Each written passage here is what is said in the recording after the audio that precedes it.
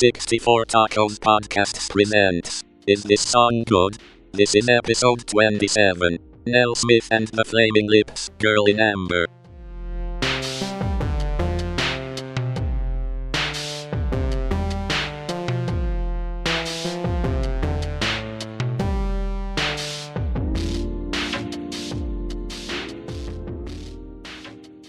Okay, welcome back to Is This Song Good podcast, a 64 Tacos podcast.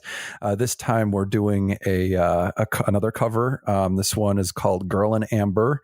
It's going to be by Nell Smith and Flaming Lips, it's a cover of the Nick Cave song. So I'd never actually heard either one of these songs before. So I was kind of using this as an opportunity to dive into something sort of fresh and new. I really like the simplicity and the kind of atmosphere of the Nick Cave song. The cover goes in a kind of different direction, adding more instrumental stuff to it. But what do you guys think? Well, it's one of those great Nick Cave songs. I actually hadn't heard this one either, which I was surprised. As you know, considering I've been kind of on a Nick Cage binge lately, but I don't know if this is based on an actual event or what. I didn't bother looking into that, but it kind of feels like it is.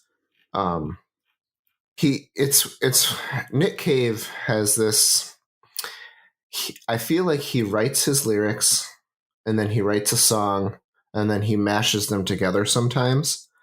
And this is one of the ones where the lyrics just don't quite fit the meter of the song. He just kind of adds a little bit extra on the end of where the normal the beat should have ended, because he wants to get his message across. And I love that he writes his lyrics the way he does.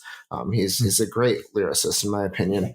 And that was the big problem for me for this. It just didn't quite seem to fit within the music. The atmosphere of the music was very good, but the blending of the rhythm of the lyrics and the rhythm of the music just felt odd.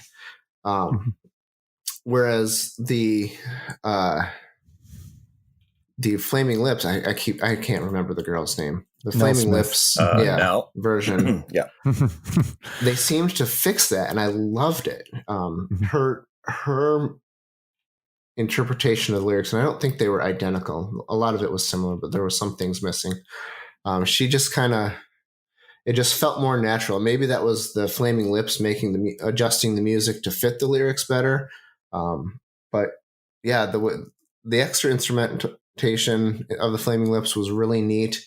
As it always is with the Flaming Lips, they're just such a bizarre band. Mm-hmm. But that was my take on it. What were you thinking, Dan? So I did a little reading, because when I listened to I hadn't heard either version. It was new to me as well. When I was listening to it, I was like, man, this feels very, very dark and very grim. I listened to the Nick Cave version first, because it was the original, and so I did a little reading while I was listening initially, and so it was a song that he had going. He had been writing it, and then his son, who was 15, fell off a cliff and died. Like a 60-foot cliff or something, according to Wikipedia.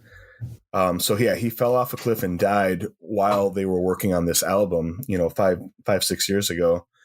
And so that song, even though it kind of existed and it was mostly done, I think he said he added the line about her little blue-eyed boy to it. But for the most part, the rest of it had kind of existed and hadn't really I think he said he came up with the name of the song Cave or Girl in Amber first, and then sort of wrote a song around the idea of, to me, it was about being stuck, and then when you read about, her son dying, his wife's son dying, it's stuck in grief, and that totally made sense.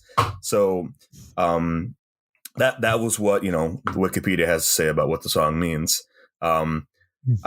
It's interesting that you said that it didn't seem to fit the music quite. The music has basically no percussion, just a little bit of minimal percussion, and it's driven by sort of like moody, like chord changes, and it's almost a little out of time. And you're right, his delivery is not on the beat. I didn't think that really was a big negative for me. I do, when you said it didn't seem like it fit the music in the beat, in the rhythm, I was like, oh no, I know exactly what you're talking about. I thought that too.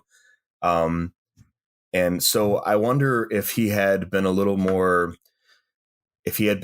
less, I think they call it rubato, where you just sort of stretch it out and don't adhere to the beat as carefully. It's a little more free time when you're performing. If he'd have been a little more precise, if the song would have been more effective. And I actually think you might be right about that.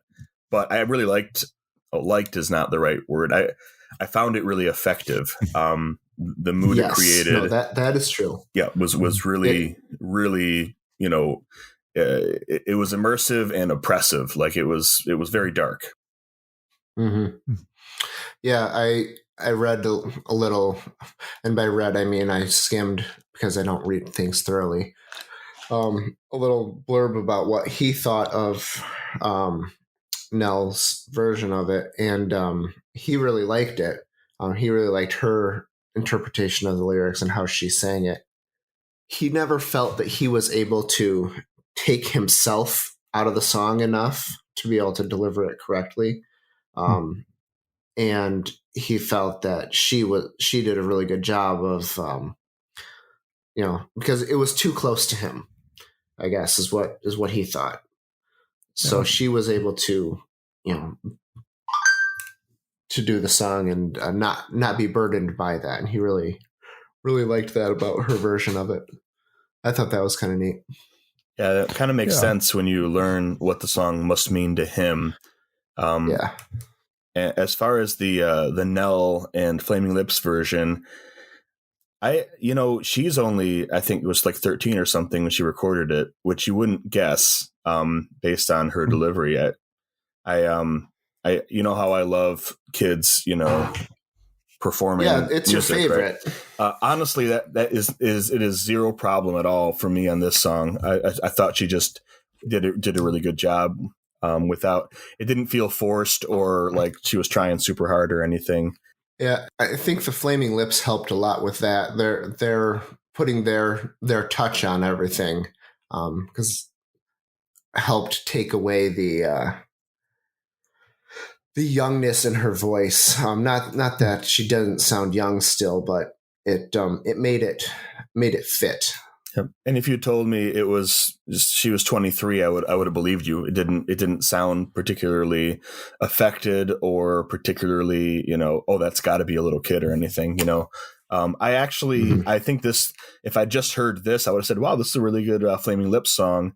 But I think something about adding the drums and locking it in probably made it work better for you, Dave, like with the vocals feeling like they more naturally sit in the music. But I liked it a little bit less because I feel like it drained away some of the emotion and mood from the song. Although it was still, effective, but when you jump straight from the Nick Cave version into the Nell and Flaming Lips version, I feel like it's good. It's more listenable. I don't think I would pop the Nick Cave version on and, unless I'm sitting quietly smoking cigarettes and contemplating suicide. I don't think that's something that I would do normally. It's just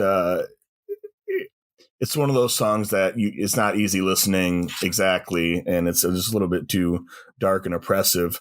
But I feel like it accomplishes what it's trying to do really well, and you lose a little bit of that in the cover version. What are your thoughts, Zach? Yeah, I did like how the instrumental gaps were kind of filled in with the Flaming Lips. I mean, the Nick Cave, there's definitely more stuff going on, but it's essentially just him and a piano is what it sounds like to me.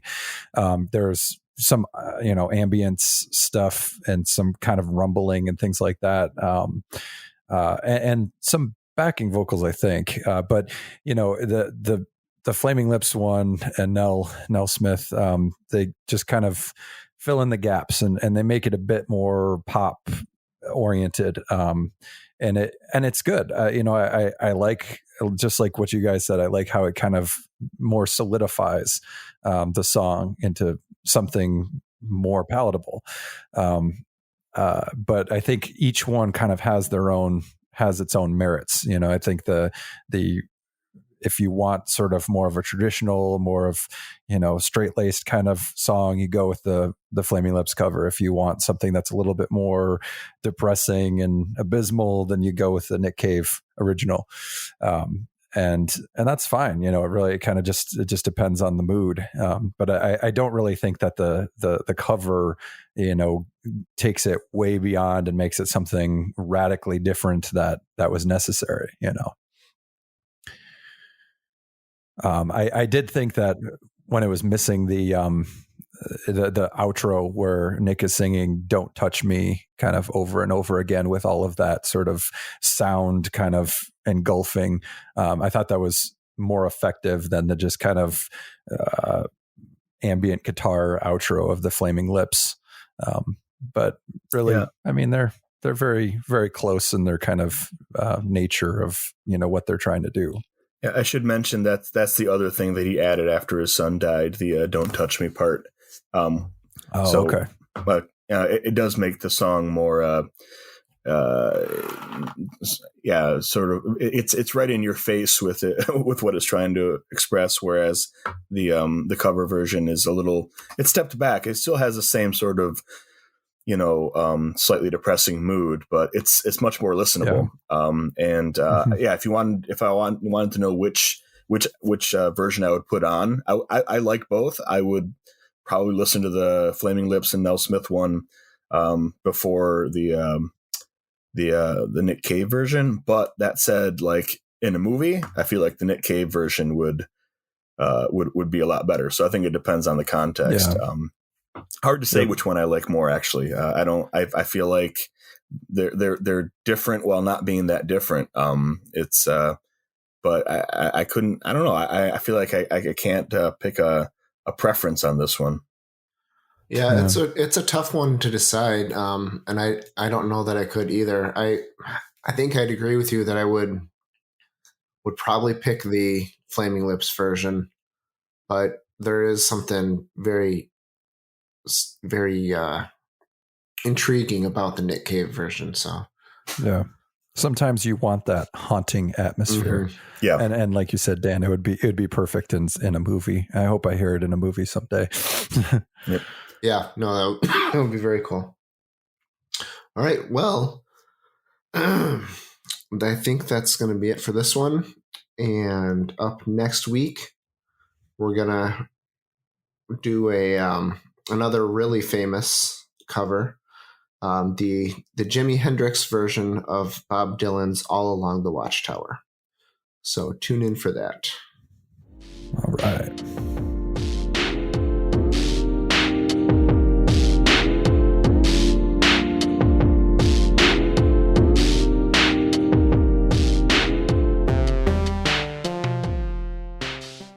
I caught it on audio.